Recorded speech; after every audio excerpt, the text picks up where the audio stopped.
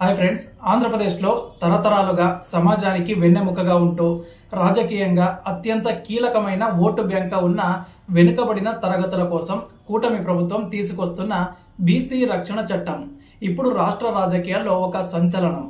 ఇప్పటి వరకు మనం ఎస్సీ ఎస్టీ అత్యాచార నిరోధక చట్టం గురించి విన్నాం. కానీ దేశంలోనే మొదటిసారిగా ఒక రాష్ట్ర ప్రభుత్వం 138 బీసీ కులాలకు రక్షణ కల్పిస్తూ ప్రత్యేకంగా ఒక చట్టాన్ని రూపొందిస్తోంది. సో దీని వెనుక ఉన్న అసలు వ్యూహం ఏంటి? ఇది నిజంగానే బీసీల ఆత్మ గౌరవ సంరక్షణ కోసమా, లేక రాజకీయ ప్రత్యర్థులను ఇరుకున పెట్టడానికి రూపొందించిన అస్త్రమా? అండ్ గ్రామీణ స్థాయి రాజకీయాల్లో ఈ చట్టం ఎలాంటి మార్పులకు నాంది పలకబోతోంది అనే అంశాలను ఈ వీడియోలో చెప్తాను. అండ్ ఇంకో విషయం, మీకు ఇన్ఫర్మేషన్ నచ్చినట్లయితే ముందుగా వీడియోని లైక్ చేయండి. అండ్ మనం ఏ పార్టీకి కూడా సపోర్ట్గా కానీ లేదా వ్యతిరేకంగా కానీ వీడియోలు చేయట్లేదు. ఉన్నది ఉన్నట్టు వాస్తవాలను మాత్రమే పోస్ట్ చేస్తున్నాం. కాబట్టి ఛానల్ను తప్పకుండా సబ్స్క్రైబ్ చేసుకోండి. ఇక మనం చూస్తే ఆంధ్రప్రదేశ్ జనాభాలో సగానికి పైగా ఉన్న బీసీ సామాజిక వర్గాలు దశాబ్దాలుగా రాజకీయ గమనాన్ని శాసిస్తూ ఉన్నాయి. మొన్న 2024 ఎన్నికల మేనిఫెస్టోలో ఇచ్చిన హామీ మేరకు ఎన్డీఏ ప్రభుత్వం ఈ బీసీ రక్షణ చట్టం ముసాయిదాను సిద్ధం చేసింది.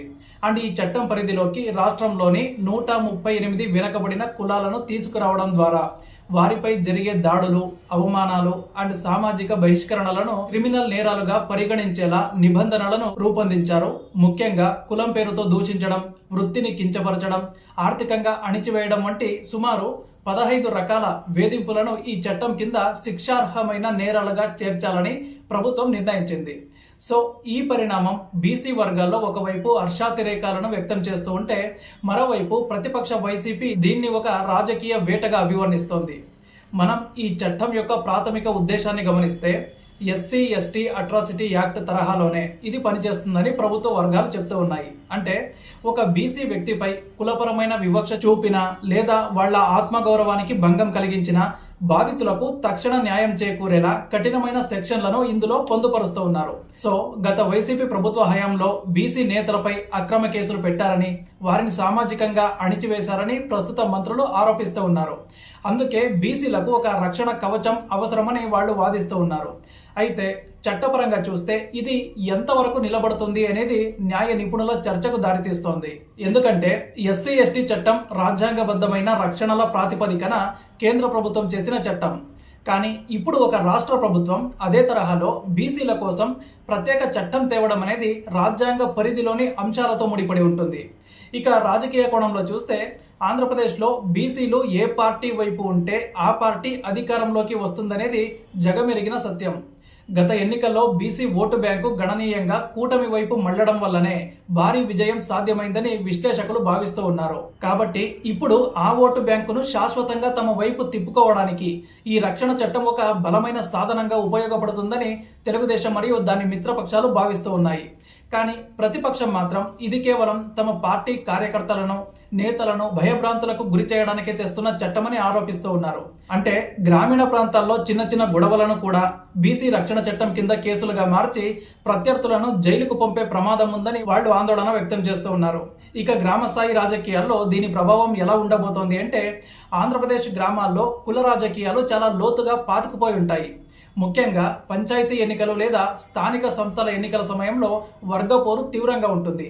సో ఇటువంటి సమయంలో బీసీ రక్షణ చట్టం వంటి శక్తివంతమైన చట్టం అందుబాటులోకి వస్తే అది రాజకీయ కక్ష సాధింపులకు వేదికగా మారుతుందా అనే సందేహాలు కూడా తలెత్తుతూ ఉన్నాయి. ఒకవేళ ఈ చట్టాన్ని దుర్వినియోగం చేస్తే అది సామాజిక సంబంధాలను దెబ్బతీసే అవకాశం కూడా ఉంటుంది.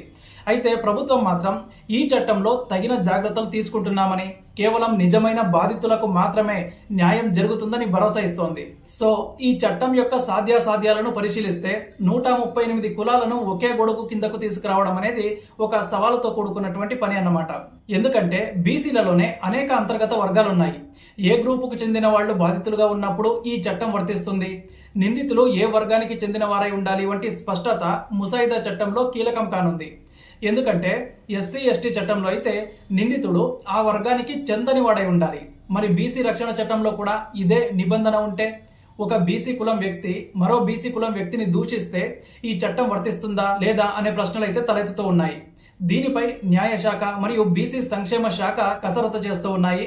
కానీ ప్రభుత్వ వాదన ప్రకారం బీసీలు కేవలం ఓటు బ్యాంకు మాత్రమే కాదు, వాళ్ళు రాష్ట్ర అభివృద్ధిలో భాగస్వాములు అని, అండ్ వారికి రక్షణ కల్పించడం ప్రభుత్వ బాధ్యత అని. సో అందుకే ఈ చట్టం ద్వారా వారికి సామాజిక భద్రత కల్పించాలి అని భావిస్తూ ఉన్నారు. అండ్ మరోవైపు ఈ చట్టం వల్ల బీసీలలోని అట్టడుగు కులాలకు నిజంగా ప్రయోజనం చేకూరుతుందా, లేక రాజకీయంగా బలంగా ఉన్న బీసీ కులాలు మాత్రమే దీన్ని ఉపయోగించుకుంటాయా అనేది కాలమే నిర్ణయించాలి. సామాజిక శాస్త్రవేత్తల ప్రకారం ఏ చట్టమైనా అమలు చేసే తీరును బట్టి దాని ఫలితం ఉంటుంది.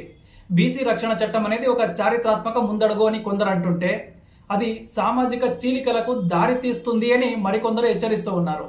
సో ఏపీ రాజకీయాల్లో బీసీల ప్రాముఖ్యతను గుర్తించిన రాజకీయ నాయకులు వారిని ప్రసన్నం చేసుకోవడానికి ఎప్పుడు కూడా కొత్త పథకాలు, హామీలను ఇస్తూనే ఉంటారు. అయితే ఈసారి చట్టపరమైన రక్షణ కల్పించడం అనేది ఒక వినూత్నమైనటువంటి ప్రయోగం అన్నమాట. ఈ చట్టం అమల్లోకి వస్తే ఇతర రాష్ట్రాలు కూడా ఏపీ బాటలో నడిచే అవకాశం అయితే ఉంది. కానీ దీని వెనుక ఉన్న రాజకీయ ఉద్దేశాలు, పర్యవసానాలపై నిరంతరం నిఘా ఉండాలి. ముఖ్యంగా పోలీసు వ్యవస్థపై ఈ చట్టం అదనపు భారాన్ని పెంచడమే కాకుండా కేసుల నమోదులో పారదర్శకత పాటించడం కూడా ఒక పెద్ద సవాల్గా మారుతుంది. అండ్ చివరగా చూస్తే బీసీ రక్షణ చట్టం అనేది కేవలం ఒక చట్టం మాత్రమే కాదు, అది ఆంధ్రప్రదేశ్ రాజకీయాల్లో ఒక కొత్త మలుపు లాంటిది.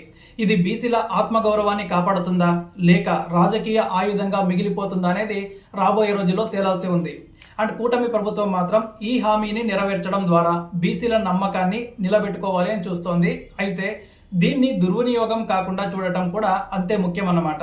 ప్రజాస్వామ్యంలో ఏ చట్టమైనా పౌరుల రక్షణ కోసం ఉండాలి తప్ప రాజకీయ ప్రయోజనాల కోసం కాకూడదు. సో ఈ చట్టం యొక్క పూర్తి ముసాయిదా వెలువడిన తర్వాత అసెంబ్లీలో జరిగే చర్చలు ఈ అంశంపైన మరింత స్పష్టతనైతే ఇస్తాయి. కానీ అప్పటి వరకు ఈ రాజకీయ చదరంగంలో బీసీ రక్షణ చట్టం ఒక ప్రధాన పావుగానే ఉంటుంది. మీకేమనిపిస్తుంది? ఈ బీసీ చట్టం తీసుకురావాలి అనే ఆలోచన కూటమి ప్రభుత్వానికి 2029లో ప్లస్ పాయింట్ అవుతుంది అనుకుంటున్నారా? కామెంట్ చేయండి. అలాగే మన ఛానల్ను సబ్స్క్రైబ్ చేసుకొని పెట్టుకోండి.